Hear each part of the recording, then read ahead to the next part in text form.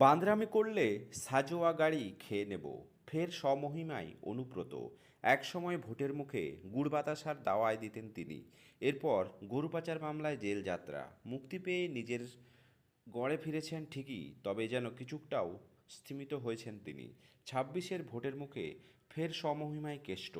বাংলায় নির্বাচনের আগে জম্মু কাশ্মীর থেকে আসা সাজোয়া গাড়ি খেয়ে নেওয়ার হুঁশিয়ারি দিয়েছেন তিনি। অনুব্রত বলেন, বাংলায় রয়্যাল বেঙ্গল টাইগারের জায়গা। এখানে সাজোয়া গাড়ি আসুক বা যাই আসুক, বেশি বান্দরামি করলে সাজোয়া গাড়ি খেয়ে নেব। রয়্যাল বেঙ্গল টাইগার তো বাংলায় থাকে, এখান থেকে সবাই নিয়ে যায়। আমাকে রয়্যাল বেঙ্গল টাইগার বলতে পারেন। শুক্রবার পূর্ব বর্ধমানে মঙ্গলকোটে তৃণমূলের প্রার্থী অপূর্ব চৌধুরীর সমর্থনে প্রচার করতে যান অনুব্রত মণ্ডল।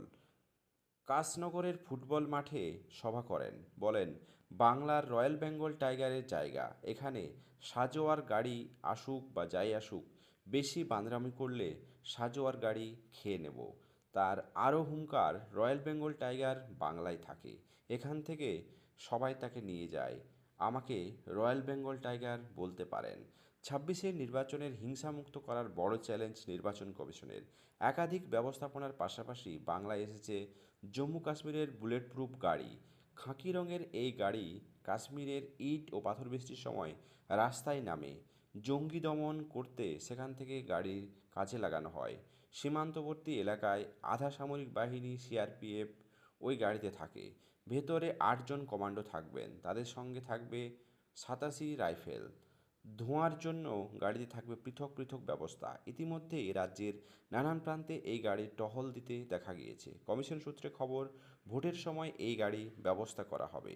মূলত কোনো এলাকায় বোমা বিস্ফোরণ বা গুলি চললে গাড়ি থেকে যাবে না কমান্ডোরা। ওই সাজোয়ার গাড়ি থেকেই কড়া হুঁশিয়ারি দিয়েছেন অনুব্রত মণ্ডল। সেই গাড়িকে তিনি কিন্তু খেয়ে নেওয়ার হুমকি দিয়েছেন। তাই বাংলা থেকে অনুব্রত মণ্ডলের দোর্দণ্ড প্রতাপ নেতা আবার বাংলার রাজ্য রাজনীতির প্রচারে নেমে পড়েছেন তৃণমূলের প্রচারক হিসাবে। সত্যি কি অনুব্রতের হুমকিতে মানুষ ভয় পাবে? বাংলা কি আবার অনুব্রতের নেতৃত্বে একজোট হয়ে মমতার ভোটের কাণ্ডারি, ভোট বৈতরণী পার করতে সাহায্য করবে? অবশ্যই আপনাদের মত কমেন্ট বক্সে করতে ভুলবেন না। চ্যানেল নতুন হলে সাবস্ক্রাইব করে পাশে থাকবেন।